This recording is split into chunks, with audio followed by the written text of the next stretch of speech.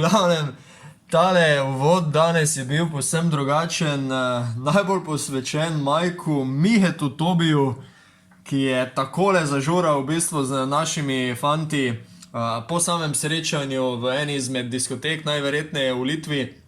In najbolj zanimiva zadeva je, da Miha Majk, kakorkoli že ga kličemo, dejansko pozna besedila, toliko je že uveden v tale naš prostor balkanske vode, če se lahko tako izrazim. Fantje so ga že naučili ta glavnih njihovih pesmi, da tako rečem, in zelo simpatičen posnetek, no, objavljen tudi na mojem kanalu. Poglejte si to in kakšen fantastičen večer v bistvu za nami. Premierno uvrstitev Slovenije na olimpijske igre, težko je bilo priti k sebi, da tako rečem. Nisem nekako analitično spremljal tekme, tako da današnji podcast tudi ne bo preveč analitičen, ker je enostavno bilo preveč živcev zraven. In bom pa vseeno se dotaknil par zadev, ki jih je potrebno izpostaviti, no. Evidentno je, da ekipa klapa, da ekipa štima, da ima super fenomenalnega, nimam besed več, kakšnega vodjo v Luki Dončiću, ki je sprašil riti Litvancev skupaj z vsemi ostalimi. Seveda niti enega samega posameznika ne smemo prezreti v tej zgodbi, ne včeraj, ne prejšnja srečanja. Z tvorcem vsega skupaj, s pomagači strokovnega štaba, Aleksander Sekulič je postavil sistem, ki deluje, Luko jasno da postavil za prvega moža in rezultat je viden. Skratka, gremo na olimpijske igre, fenomenalen rezultat. Resnično fenomenalen rezultat. Ne bom preveč analitičen, kot sem rekel, pa vendar, da gremo malo po vrsti. To je bila težka tekma, psihično nimam kaj reči. Luka je imel vse niti tekme v svojih rokah, ni se začel siliti na začetku, probal je čim bolj razigravati svoje soigralce. Blažič je začel tekmo vrhunsko, razpištoliral se je na trojki, šlo je noter, potem se je začel določen sodniški kriterij, ki mi je pošteno šel na živce. Pa mogoče, če niste čisto podrobneje spremljali, to so bile takšne malenkosti, od nepiskanih stvari do piskanih, ki so provedle do nekih sitnosti. Tudi v slovenski reprezentanci se je določena živčnost začela poznati, ampak ostali so zbrani, kar je najbolj pomembno, in tekmo pripeljali skoraj varno do konca, na koncu. V glavnem, mirnost, ki jo ima Luka v teh tekmah, to je težko opisljivo. Kakšni igralec je to?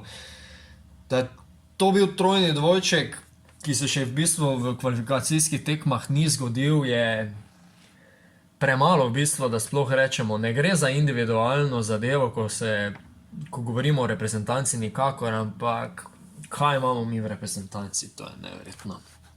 Ajde, gremo po vrsti. Aleksej Nikolić, jaz sem rekel kar švicarska banka, kot rečejo pri nogometu, kar se tiče žoge. Igral je sicer samo 11 minut, ampak on je tisti, ki zadrži žogo, organizira napad. V 11 minutah je imel 3 asistence. V glavnem, kar se od njega pričakovalo, mislim, da je tukaj naredil. Klemen Prepelič mogoče se je malo ohladil na zadnjih tekmah, kar se tiče strelsko, je pa zadev eno trojko, takrat zelo pomembnem trenutku tudi podal Majku za tisto zabijanje. V glavnem, dal je svoj delček, da smo šli naprej.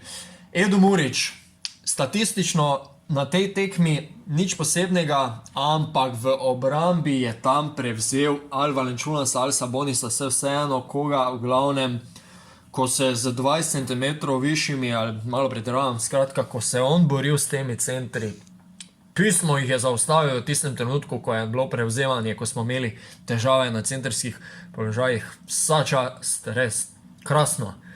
Jaka Blažič, ko sem že dejal, trojke so mu letele o pomembnih trenutkih, tretji strelec celo na finalni tekmi, skratka, tako kot je treba. Gregor Hrovat imel je določene obrambne obrambne naloge v tej tekmi v 5 minutah, vse korektno, dobenim presežkom, ampak v redu. Žiga Dimec, 2 točke v 8 minutah, nič takšnega, naredil tudi 2 osebni napaki takoj, po mojem mnenju obe dve takoj piskanje, zelo prehitro, mogoče sta celo bili načeloma, ampak ob prvem dotiku so bile piskanje, to se vedeli vsi v dvorani, kaj se bo zgodilo in tudi se je, pa ne zaradi tega, ker je Žiga, ampak zato, ker je bil kriterij nastavljen tudi malenkost v pomoč zvezdama litvanske reprezentance, ampak tudi to je bilo za pričakovati, ne nazadnje gre za NBA zvezdi, to je to. Zoki Dragić, energija, fight, tudi skoki v napadu, 9 točk skupno. Koliko sem vesel za njega, pismo. On ni bil zraven zaradi poškodbe na Eurobasketu, ko popolnoma vsi se strinjamo, da je bila njegova vloga mesta v reprezentanci takrat zagotovljena, ampak samo poškodba mu je odvrnila od tega. Zdaj pa je on na olimpijskih igrah. Situacija, ki se je zgodila na Eurobasketu. Goran Dragić ga pokliče, pridi dol, majster, pridi se veseliti z nami, pridi, Zoki pride in celo stopi na oder zmagovalci. Evo, 4 leta kasneje, obratna situacija, Zoki iz parketa vabi svojega brata Gorana, pridi k nam, da se nam pridruži v slavju. Pa, kaj je lepšega? Fantastično. Vlatko Čančar. Pismo. Koliko je ta igralec miren, koliko ima ta basket IQ-ja. 18 pik, ok, drugi strelec, ampak v kakšnih trenutkih, kako je on zadržal žogo, kako je vedel, kaj z njo narediti.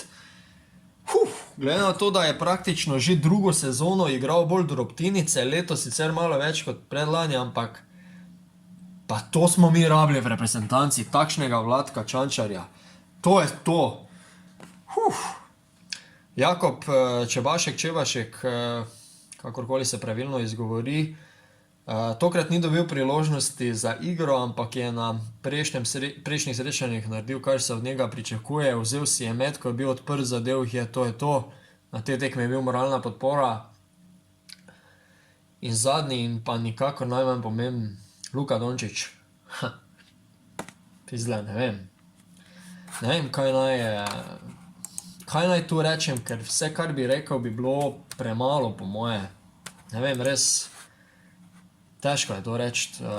Če si sposodim besede kolega Roke Smake, ki je zapisal: Luka je toliko boljši od vseh na igrišču, da je to nekaj neverjetnega.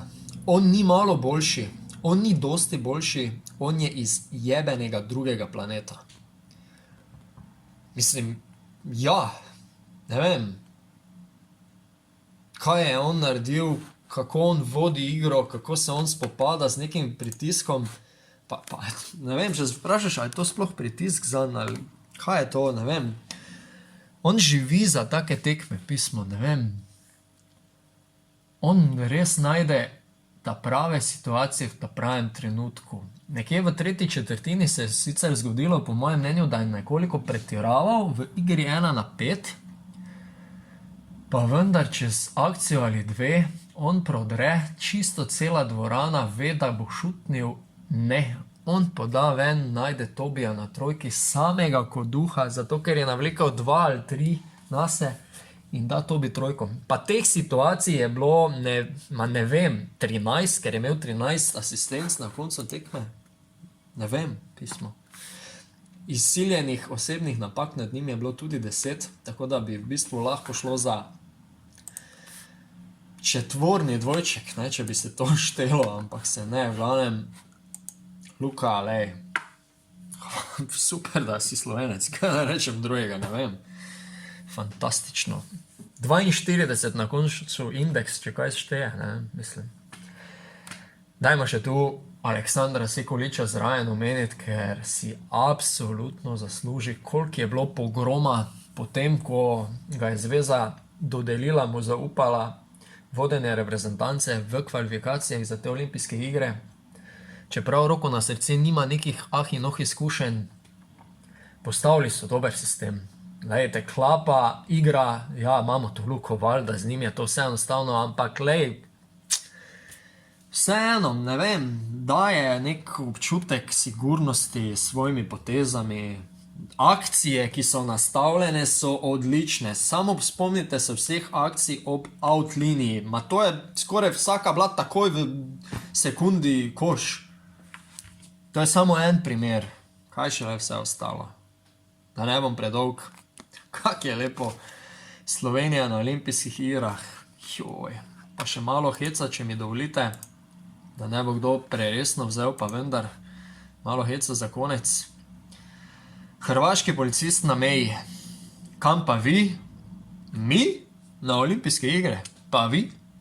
No, evo, malo heca. Skratka, hvala, da me spremljate še enkrat. Vse čestitke na tem mestu slovenski košarkarski reprezentanci. Vam torej še enkrat hvala za spremljanje, za podobne analize. Dajte se naročiti na moj kanal za več podcastov in tako naprej. Bravo Slovenija! Ajde!